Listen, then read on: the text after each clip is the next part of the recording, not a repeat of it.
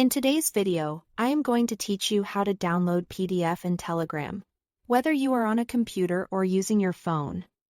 The process is quick once you know where to tap or click. I'll walk you through it step by step so you can save any PDF you've received and access it whenever you need. Start by opening the Telegram app. Then open the chat where the PDF was shared. This could be a one-on-one conversation, a group, or a channel. Scroll through the chat until you spot the PDF.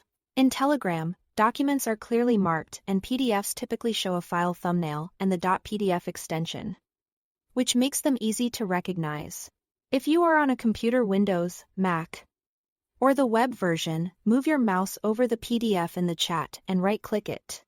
From the menu that appears, select Save As. A file window will pop up.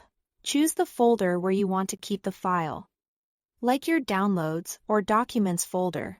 Give the file a clear descriptive name if you'd like, so it's easy to identify later. And then click Save. Wait for the save to complete. If you see a progress bar, let it finish before closing Telegram. When it's done, the PDF is stored on your computer in the folder you selected, ready to open or share.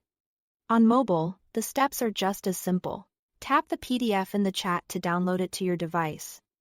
You'll see a loading indicator while it downloads. Once it's finished, tap the three dots in the top right corner of the screen and choose Save to Downloads. This saves a copy to your device's default Downloads folder, so you don't have to hunt for it later.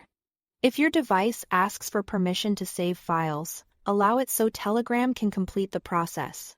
After saving, you can find the PDF in your phone's Downloads or Files app and open it with any PDF reader you prefer.